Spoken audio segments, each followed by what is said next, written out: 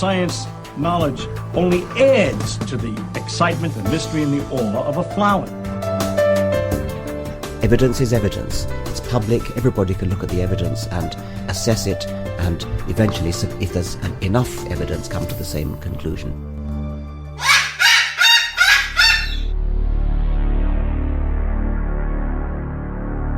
Cockatoos with attitude. Cockatoo. Hello and welcome to Cockatoo, episode 9. Chloe and Snowball. Feathers are forever. This is Snowball, and this is Chloe. I love you. This is Roman Bird. And with us today we also have Peaches. We have Sugar and Salamander. He's been over there chattering while I've been setting all this equipment up. The reason that we're doing Chloe and Snowball together is that they are a mated pair. And unlike human relationships, they mate for life. There are only a few things that can break that bond. One would be if one were to become severely ill. It is normal in the wild for birds to abandon their mates if they're severely ill. We don't know, of course, because we have no way to know for sure, but it looks as if they do that because they're protecting the health of the flock. And Chloe, when she came to me, had severe feather destructive behavior. As you can see, she has almost perfect feathering now, right, Chloe? She also has the prettiest eyes of any umbrella cockatoo I've ever seen. They're definitely the lightest. It's almost the color of the wood walnut, like a light walnut. Right, Chloe? And when Chloe came to me, she was, most of the feathers on her chest were gone. She was chewing feathers pretty much all over her body. Her legs were nude. Hi, Roman, I love you too, you silly bird. And frankly, I didn't know a darn thing about birds. I had been reading. I started off with the Parrots for Dummies by Nikki Mustaki. And I was about halfway through that book when I noticed online in an old thing called a Usenet group that was alt.cockatoos. In alt.cockatoos there was an ad that said that this couple had an umbrella cockatoo that they needed to rehome that weekend. Now these groups, these old Usenet groups, are actually, it's a worldwide service, so it could have been anywhere. It happened to be in Spring Valley, about an hour from where I lived in Escondido at the time, which is in San Diego County. So I called them up, and I went down, and I picked up Chloe, and they didn't have any books to offer me. They gave me a cage. They told me a few stories about her, like they had this habit of leaving her alone for 3 days at a time on a weekend every month. And one time they had forgotten and left the key in the lock on her cage. She had turned the key, popped the lock, got it off the cage, and fortunately for them, she didn't go in and chew any electrical cords. Instead, what she did is she went into the bathroom, and they had a wooden medicine cabinet. When they came back from their vacation, there was only toothpicks. She had destroyed the entire medicine cabinet.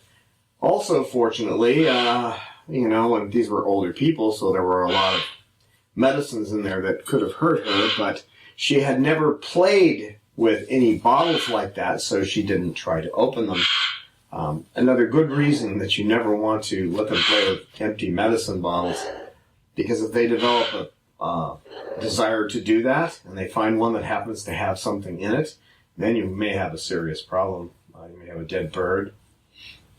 So you don't want them playing with medicine bottles. So I never did find out exactly why they said they couldn't have her anymore, but they were going to find a place to take her that weekend. And I understand that she had been at a place in Del Mar called Free Flight. It was run by a doctor named Dr. Stonebreaker, who is no longer with us. His wife has taken over that facility. And I was told by them that they wouldn't take her back. They said that she needed human companionship, not the companionship of birds, and she didn't do well in that situation. When I got her, she certainly was more interested in humans than anything else. We formed quite a strong bond in a short time. Although I didn't learn much about her until I was going through a divorce at the time. So I moved in with a friend, and when we filed the papers, I moved in with a friend, and I was in his 10 by 10 room upstairs with her. And I went to put her back in the cage one night, in the cage that she had come with. And I noticed, it was the first time I actually noticed a behavior that was trying to tell me something. She pulled her feathers tight to herself when I put her on the perch. Her eyes focused forward, and she just sat there, kind of like a statue. And my thought at the time was, she doesn't want to be in this cage. So the next day, I took her down, and I bought a cage for her, but she... That's right, Peaches. They had they had 6 or 7 large cages, that were at least 3 foot by 4 foot by 6 foot tall. And there was only one. There was only one that this girl would even go near. The rest of them she wouldn't pay any attention to. And I tried opening the doors to all of them, and she wouldn't go in. But this one cage, she went right in. And so I got the cage, and it was pretty hefty to haul upstairs. It was heavy. An old California cage, they went out of business. Somebody bought them, and then they started making something else besides these great cages they used to make. But she got on that cage that night, and she strutted around with her crest up. And I've never seen anything like it since, but she made the sounds that sounded like tubular bells. It was like a more pleasant version of the music from The Exorcist. And this went on for about 10 minutes. I was so awestruck, I didn't even think about breaking out a video camera. I did have a little camera at the time that could have taken a video, but I just didn't know what to say. I was sitting on this couch looking at her with my jaw dropped. And that was the first time we really connected.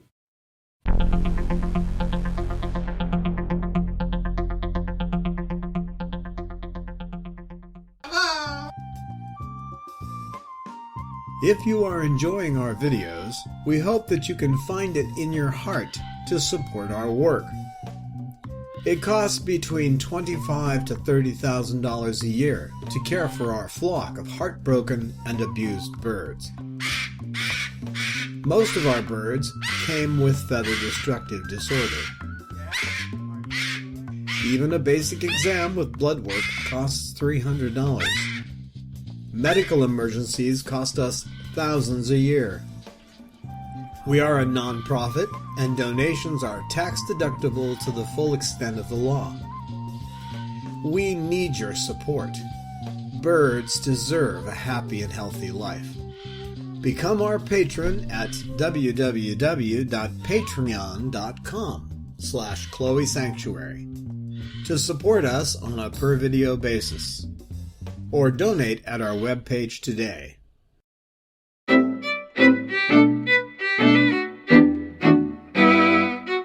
After that, I just started paying attention to her, but it took a couple of years before I actually broke through and was making good, solid connection. I remember the first time she explained to me how to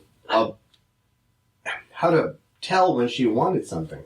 She climbed down my shirt in the kitchen and then hung over the counter and stared at what she wanted. She didn't grab it. She just stared at it. In a matter of a few weeks, she had trained me that if she looked at something, just looked at it, that's what she wanted. If she looked at it and then looked away, she didn't want it. I love you too, Roman. Yes, a good boy. Well, you want to come down? All right. You can sit on my lap if you want to. Sure. Sure.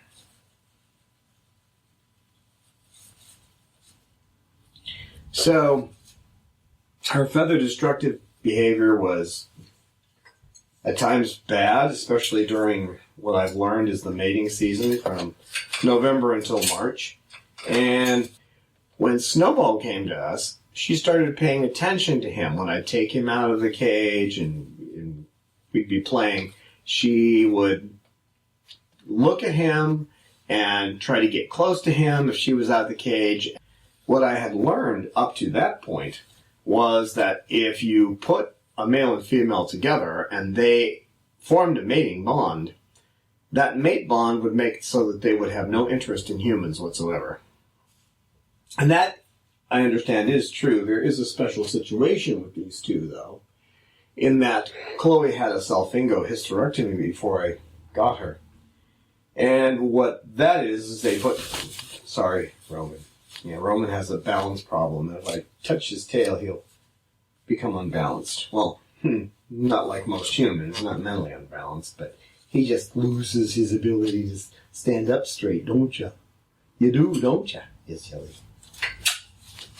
You're so cute. You're so cute. Much cuter than I am, yes.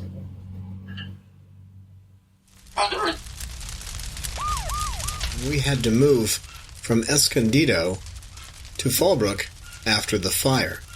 The fire destroyed the sanctuary, but fortunately it didn't hurt any of the birds. They didn't receive any smoke inhalation. Losing her cage had a dramatic effect on her. She was severely traumatized. She started going downhill. She started doing more feather destructive behavior. She was hanging out in the bottom of the cage. She wasn't eating properly. She got down to about 460 grams, and that was about 10% of her weight loss.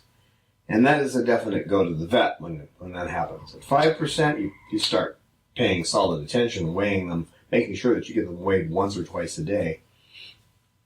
And then at 10%, you take them to the vet. So I took her to one vet, and they didn't really have anything that they could tell me about, what to do for the situation. So then, on the advice of Melissa, who was at the time one of our board members, I went down to see Dr. Jenkins, which I had never met him before.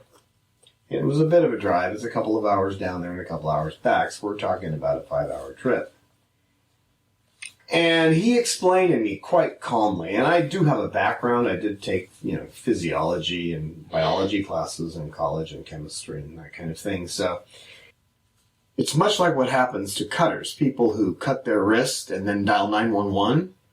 When they have this high anxiety in their brain, there's a high level of dopamine. And when they cut their wrists, the endorphins, the natural opiates of the body, are released, and they feel better. So they go from this depressed state into a state of almost euphoria. So most people who get into that cycle have a cycle of anxiety and release, anxiety and release. Well, that's the same thing that's going on with the birds. So there is a drug for this. It's called haloperidol. And he explained to me how it worked. He showed me pictures of several Moluccans that he had done this with, and they'd all been put on the drug, and they were all feathered fine. They had their feathers came back, and how they were happy, and they were living normal lives, as normal as we can get if they're not in the wild, and they haven't been raised by their parents. So I got the medicine and prepared to give it to her when I got home. But I also had several books, including the manual of parrot behavior, and I looked in there, and I did a little study online and found out how the drug works and confirmed what he said, and I put her on it. And it took only about a week, and he said that was what was going to happen. About a week, she was going to snap out of it. she started gaining weight. The first couple of days she didn't gain weight, and that's a side effect. The first couple of days of taking Haldol, usually the appetite will be reduced. And that is a side effect. Usually the first couple of days, the appetite will be reduced, and there will be some reduced activity as well. Not always. Some birds will become more active when they're given Haldol. A good example of that would be Cecil. If you give him a normal dose at his weight, he's going to become hyper, and he's going to be getting into everything, playing with toys, and a little indiscriminate about using his beak. He's not trying to hurt anybody, but he's just playing hard. We've only had to do that a couple of times with him. He does have a little feather destructive behavior, but we're managing to keep that under control by just keeping his feathers wet a couple of times a day. That works for some, if it's not too bad. Right, Roman? Right? So she got better, she gained weight, but she kept looking over at Snowball, and she just wasn't active. She wasn't very active. I didn't know whether to ascribe that problem to the drug or possibly to her interest in Snowball. So, having read quite a bit about what happens when you have birds that become mated, but not knowing and not being able to find any information about neutered females in a mated bond, I was fearing that I was going to lose my connection with her, but fearing more that she was going to die. 3, 2, 4, 3. Nice, Peaches. That was nice. Is that a little chorus for us? Was it? Is that a chorus for us, little girl? Is that a chorus? You playing your piano? So, I finally decided, even though I didn't have any way to know for sure what was going to happen, to let her go ahead and... you lost a feather there, kid. Snowball, that was a good flight. Well done, Snowball. Well done. What are you doing over there? What are you doing over there? Yeah, I know. That was unexpected, wasn't it? Well, you could fly too. If you didn't have that hump in your back, you could fly. That's true. You're cute. You're cute, though. So that went well. So I let them start playing together, and their sleeping room, where all the birds sleep, I put a little nest box in there and let them go into that room, and just made sure that they each had interaction with me every day, and they both get along with humans just great. Chloe and I don't have the same relationship we used to have. She doesn't dote on me anymore, but we get along well. Don't we, Chloe? Hi, beautiful. She's friendly with people. She still likes to go to the Renaissance fairs and see her friends. She prefers, of course, to have Snowball along with her. And her weight came back up. She usually sits somewhere between 520 and 510 grams now. Her appetite's good. Her interest is good. Yeah. Oh, he's up there? Well, he's not far away. He's right up there. He's right up there, baby.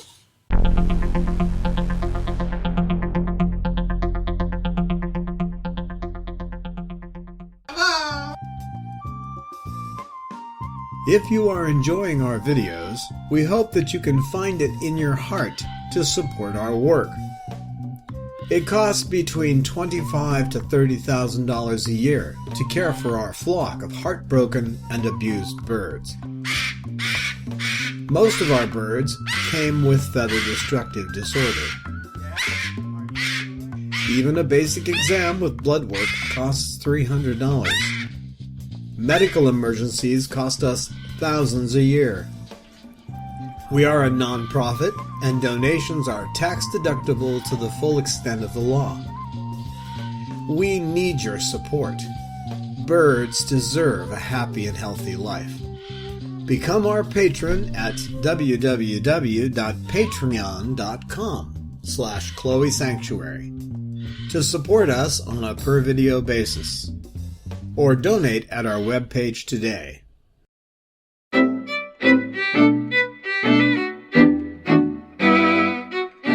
We picked up Snowball here in Fallbrook, and he was with us for a couple of weeks, and then he went into a foster home. And the lady who was fostering him really loved him, but her life was complicated, and she, at the end of the fostering period, she returned him to us. And this, of course, is before the bonding happened with him, at which point we couldn't really let him go anywhere without possibly threatening Chloe's life. But then she decided she was going to go ahead and make the changes in her life, and she was going to keep Snowball. And that didn't work out, so she brought him back again. Again, life complications. If you aren't actually ready to let a bird, in many ways, take over the way you live your life, it's not going to work for you, and it's not going to work for the bird. So he came back, and it was only a month or two later that they were a bonded pair, and now he's very caught. He protects her. He defers to her when she wants something, and she'll do the same thing with him. They do separate at times in that big room. They do not sleep in the same cage, nor if I'm not here or no one else is on the premises, they're in separate cages. And I don't think you could put two people together that really cared about each other and have them locked in the same room for 3 or 4 hours of a day and expect them to get along. I know it doesn't work terribly well when you have people who do a business together and they have to work in the same environment and see each other all day. It seems to be kind of similar. They like to see each other, but they like a little bit of distance at times too. So now when he first came here, you couldn't pry his feet off the cage. To get him up on you, you were talking about peeling one toe away from the bars, another toe away from the cage bars, and he just wouldn't come out. But it didn't take very long for him to come around. He steps right up when you ask him to. He will get right up to your face and talk to you. He had some issues when he first came to us, and they actually got worse when he was in fostering. All birds will try to take imperfections off your skin. If you have a spot here or there, or a scab, they'll remove them. When he was being fostered, one of the children of the lady doing the fostering thought it was amusing to encourage him to actually pick the spots on skin. So it took about 6 months to break him of that, and he'll still occasionally start to look at spots on your skin, at which point you have to redirect his attention. That's all you really need to do. If you were to get too interested in doing that and hard to deter, you just have to pick up the lid from a big lid off of a jar, a plastic lid, and throw it, and then he'll play games. Now, I learned about this from the lady who was fostering him. If she took a lid and threw it, he would grab the lid and come back with it. Well, after being with us for a while, we have shifted that slightly. Now what he likes to do is you throw the lid and he throws it back to you. It's become more of a game of catch instead of fetch. So for a while he was just going a little distance away and throwing it back. But now what he likes to do is actually have you throw the lid up to him. He'll catch it in midair. And then if he does an exceptionally good catch, he'll take and do a figure 8 with his head while he's holding the lid, or he'll beat the lid against something, like a palm cockatoo will beat a stick against a hollow log. So you throw a lid up, he catches it and throws it back. Now, if he's especially interested, and that's the only thing I can see as a reason for this, but if he's especially interested in playing, when I go in at night, which is usually when I play with him, it's just before everybody goes to bed, to perch, to roost, he will make a pile of lids in the center of the floor. I can't prove that that's why he's doing it, but when that pile is there, he's usually standing on top of the cage, holding a lid, and staring at me. So here's a pile of lids, all in a neat little pile for me to throw, and he's got one in his beak, and it looks pretty obvious that he's trying to get me to play. So we consider him our athlete. He'll be playing with lids, and sometimes I'll walk by his room, and he'll just be playing by himself. But he'll see me, and he'll stop, and he'll grab the lid and look at me like, "You sure you don't want to play?" Sometimes I will, of course, depending on what I have to do. But he's come out a lot too. In the way that they're bonded, and these two should never be separated. The way that they're bonded, they share a lot of their life together, but they also have their own individual things that they do. For example, at night when I'll go and I'll be loading all the food, what I do is I take the food from the day, the dry food, and it's in the other room, and I rearrange it into dishes that go into the sleeping room. And in the sleeping room, then I put the food and I put fresh water into the sleeping room, and I close all the doors because Chloe will go around and eat the things she wants. She'll eat the things she wants to, such as she'll eat the papaya out, and sometimes she'll eat sunflower seeds, and occasionally she'll eat an almond. And so I do that, and then I put a separate bowl out that has treats in it for her. She doesn't always want that, but you can tell when you go in with a tray if you need to make a special, because she'll be out, she'll be looking at you, and she has a different way of looking for water than she has a way of looking for food. If she wants water, she'll just kind of stand and look at you. If she wants food, she'll be looking like this, like, where's that bowl for me? So Chloe's favorite things are papaya and pine nuts and sunflower seeds. The sunflower seeds that I do let them have, and they don't have that many of them, but they're actually roasted, unsalted. I get them from nuts.com. Snowball's favorite things to eat are cashews and almonds. Watch right here as I space out and Roman tries to get my attention. Aw, thank you, baby. Thank you, sweetheart. Thank you. Thank you, Roman. Aw, Roman, thank you. Whenever Roman puts his wings out like that, he expects me to say thank you. That's what I've always done when he did it. And it's kind of, you've heard the phrase, being under someone's wing. Well, that's what he's doing. So he's putting me under his wing.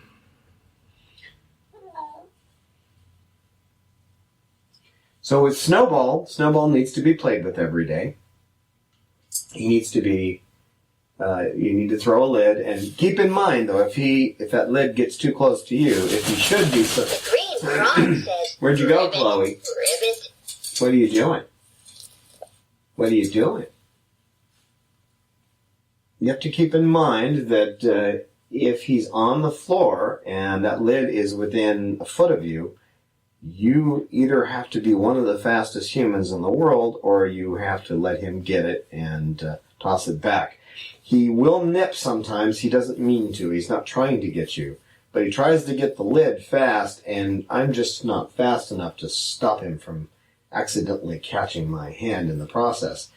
If that does happen, there may be I think someone should actually check to see, do a scientific study to see if these animals actually have empathy, because if he thinks he's bitten you, he won't play anymore. He's done. And this is a bird that likes to play. He's an athlete. Chloe likes to go out and go to Renaissance fairs. Obviously, that doesn't happen all the time, but she does like to go out and meet people, especially to see people she already knows. So at the Renaissance fairs, there's quite a few people she already knows, and she enjoys going there. She likes getting out with Snowball if they go together. She's not too keen on going without him. In the wild, they would never separate, so we try to keep that going here. And again, if something ever happens where they're separated, I don't think Chloe will live very long. She may not even have more than a month of life in her. They are bonded in ways humans can't understand. Most humans have the stick-to-itiveness of a Post-it note. And in the world of cockatoos and parrots, these bonds are for life. So, she's a happy girl, aren't you, Chloe? Aren't you, Chloe? Are you a happy girl? They can't see you up there, though. They can't see you. No. Cameras are facing the other way. They can see Roman here. Yeah, now they can hear you, yes. They can hear you. And Snowball, you're out of the camera range too, and I don't have any other camera people with me today. We're just using stationary iPhones to record this. But Chloe currently is on 0.13 milliliters of the 2 milligram per milliliter haloperidol. She takes it in a syringe, and you just tilt her head back a little bit, and she'll go ahead and take it without any problem. It'll be reduced once we get out of this mating season, because it's currently in February. We have a little ways to go. She will normally sit at 0.09 or 0.10. But in mating season, you have to give her a little more. I'm sure she wants to have a little troop of babies behind her. And in fact, in her box, she has a couple of fake eggs that one of our directors gave us. They're just, one is like a piece of glass, so that frosty glass. The other one is white with little, it kind of looks like white granite. And they're a little larger than the eggs they normally have, but they're pretty close. And sometimes they'll put other objects in there too and sit on them. You need to move her nest box occasionally from one position to another just to keep her from just sitting in that box. She needs to get exercise, so I'll move it to different parts of the room, and then she'll get more interested in life and redo things for a few days, and then I'll move it again. And she doesn't seem to mind that at all, and it keeps her busy. Right, Chloe? Like the other birds here, they're on Bob's mash. They get the mash in the morning and just snacks at night. They don't get mash at night. They could, but I've offered it to them, and they don't show any interest at night. In the morning, they're interested. They're on it. They're eating that mash. But at night, they'd rather just eat their snacks. And they both eat the rowdy bush as well. Chloe is not easily frightened by things, whereas Snowball, new things tend to bother him. So I was surprised today when I brought him in. He's never seen the microphone boom. But he went right by it, no problem. Chloe normally will put up with most anything. If she does start making a scream, which is basically she starts repeating the same squawk over and over again, then something is bothering her. I learned that ages ago when I was cooking and I had a can of Rumford baking powder out. And I'd taken a whole bunch of things and laid them out. So it was kind of, I had a heck of a time figuring out what in the world was setting her off. But when I took that can and I hit it, and I put it out where she couldn't see it, she stopped. At one point, she was nervous when I brought in a lamp, the kind that it's a multi-stage lamp for the living room. And she wouldn't tolerate it. So I'd bring it out for 20 minutes or so, and she'd scream at it, and then I'd take it away. And I used to joke with one of the board directors. I used to say, "It's a lamp. It's a lamp," whenever Chloe was upset about something. She used to be terribly defensive of me in the early days, and I one time I brought home this little toy talking parrot that repeats what you say. There was a video we have of her attacking that. I called it Fred. But if you wanted to break her attention from whatever she was getting into, if she didn't, she seemed to be a little out of it or wasn't paying much attention to life, which she had gotten into that a few times in the early days. If I brought Fred out, that was it. She was on that and interested the rest of the day. I couldn't leave it with her, though, because she would just destroy it, tear it to pieces. But you got to see what it's like when they're defending something that they care about. She dumped me pretty well for Snoball, and that's probably a good thing. You know, they really belong with their own kind, but we don't need any more of them bred in captivity. So if you think that you can protect these birds by actually breeding them in captivity, if they're lost in the wild, I think they're lost. Because there's a whole culture, there's a whole, 95% from what I've studied, 95% of what they know about life, they learn from their mother, their father, their siblings, and the flock. And it takes a year or two for most of that to be learned. Actually, it's probably even longer.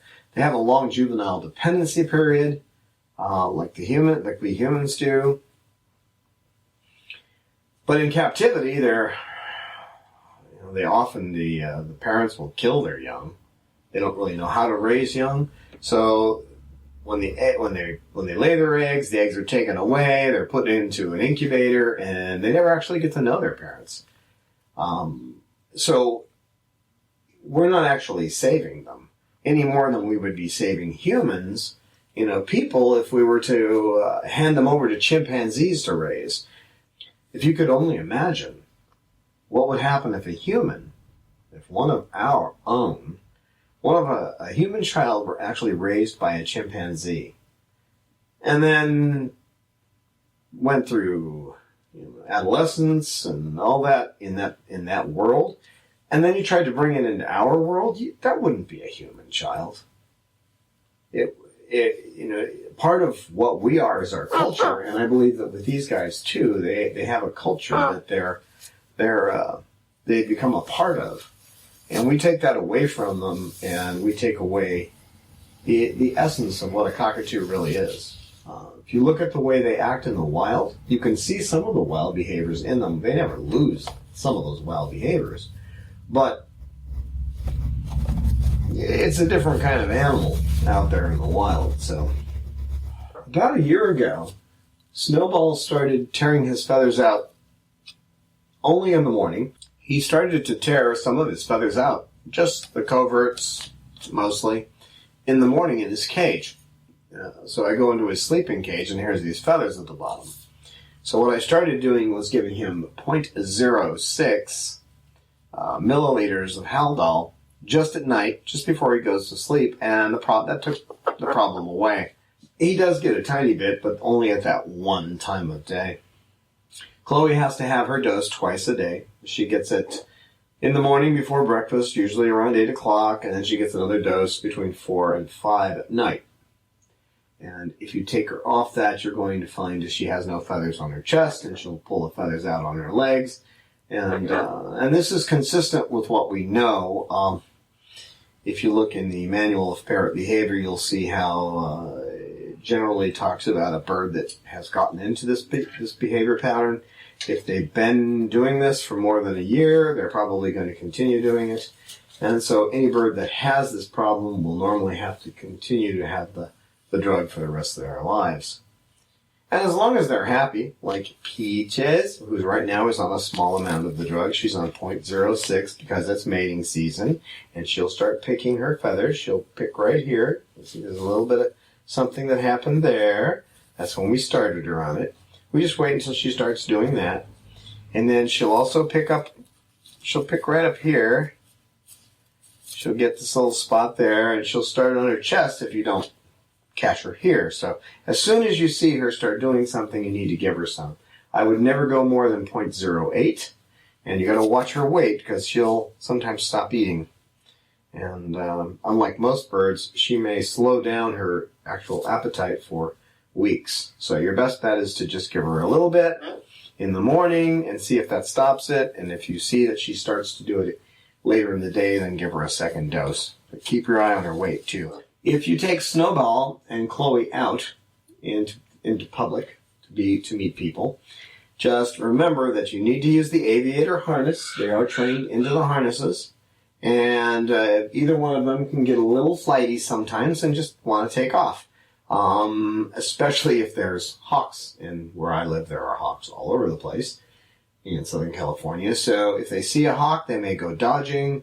At a Renaissance fair, sometimes they'll have raptors. They'll actually have people who have trained falcons and that kind of thing. If they see them, they're going to dart away. And so you need to have them on the aviator harness. And what I'll usually do is I'll have them on the harness and I'll wrap it around my fingers close when I'm in a place like that. And then when you're in an area where there aren't many people around or much distraction, and in those situations, what I'll do is I'll let it loose so that if they do fly off, they're going to fly off a little ways. And since the aviator harness has that stretch to it, they're just going to kind of go out and then softly land. So it's not a problem. I wouldn't use any other harness.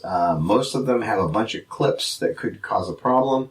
And if they turn in midair one way or the other, they could get tangled. That really isn't an issue with the aviator. So that's the one you want to use, definitely. Even if it's a little oversized, if you get one that's a little bit too big, it's fine. Too small, no. But if it's too big, yeah, it'll usually still hold a bird, no problem. Both Chloe and Snowball do need human attention every day, even though they hang out together. And they're a mated pair. So you have to make sure that you interact with Chloe and that you interact with Snowball. And with Snowball, playing with lids is your best bet. That he loves to do that, or he's also a great cuddler. He'll get right up to your face and say sweet things. And he does talk with two different voices. He talks when he inhales. It's really odd. He'll say, "No ball," like that. And he's just inhaling when he's talking. The first time he actually spoke, and he said, "Good boy," and he exhaled, I thought there was a different bird in the house. I mean, I've never heard a bird speak like that. He'll say, it is perfectly clear, he'll say, "Good boy." But if he's inhaling, it's, "Good boy." So, yeah, I'm talking about you, Snowball. Yes. Both Chloe and Snowball are healthy. Their last exams, they came out with flying colors. At one of our vets, they always comments on how easy it is to deal with these birds because they'll spread their wings out for them. You can handle them. Their heart rates don't go up. That's handling every day and making them comfortable in their environment. That's important to do with any bird that you have. The prognosis for Chloe and Snowball is good as long as they're kept together and they're given their medicine. They need a wide variety of food, and the mash we have in the morning, that should be Bob's mash. They should get that in the morning. And then Rowdy Bush with sunflower seeds, some banana chips, almonds, cashews, and pine nuts. You need to make sure that you weigh them at least once a week, preferably every day, just to make sure that they're not losing any weight, that there's not something going on. They are prey animals. Prey animals hide their illnesses, and the only way you can tell is by their poop, to make sure their poop is normal. And both of them have, good 50-cent sized poop. And all three elements are in there: the fecal matter, the urates, which is the milky white or yellowish discharge in their poop, and the urine, which is the clear. And they both tend to have all three elements equally balanced. It looks good. And the fecal matter is green, as it should be. If it turns brown, that's an indication there's a problem. If you look up poopology on the web, you will see that there's an article by a veterinarian that describes poop and what you should see in it. You should be well familiar with what their poop is like, and you should make sure that their weight is not either too much or too little, and keep an eye on it on a regular basis. Neither one of them bite. They're friendly. They like to be among people. They're hanging out in here, no problem, with other birds. There are some birds. Chloe will be protective of Snowball if there's a female around that shows any interest in him, which is why there are 3 Moluccans in here. There are 2 female Moluccans, 1 male. We've got a male umbrella here. There are no female umbrellas in this room. And the reason for that is that Chloe will not want to have any females around her Snowball. And she will start yelling at them and possibly trying to get them out of the room. So they do well with other birds, but they'd have to be males to ensure that there won't be an issue. It's hard to deal with. I mean, not that you can't deal with it. I have actually had them in situations with females around, but you have to be diligent. You have to be, it's a vigil. It's something you have to be alert and concentrated on to make sure that nothing happens. So, and Chloe's not going to hurt anybody intentionally, but she will confront them, and then she'll confront them closer, and you've got plenty of time to break the situation up. She's not going to just fly off and attack someone. Chloe likes to go places. She likes hikes up through forest-like areas she enjoys. There was a place in Escondido, Felicita Park. We'd walk up through there when she prefers to see the Renaissance Fair there. And if there's a bunch of cars parked there, she expects to see the Renaissance Fair. But if she sees no cars, she seems to be aware that it's going to be just a trek through some of their backwoods areas. She likes to do that. There's also a place called Queen Califia in Escondido. It's kind of a pagan monument. It's really something different. She likes to go there and just hang out with Snowball.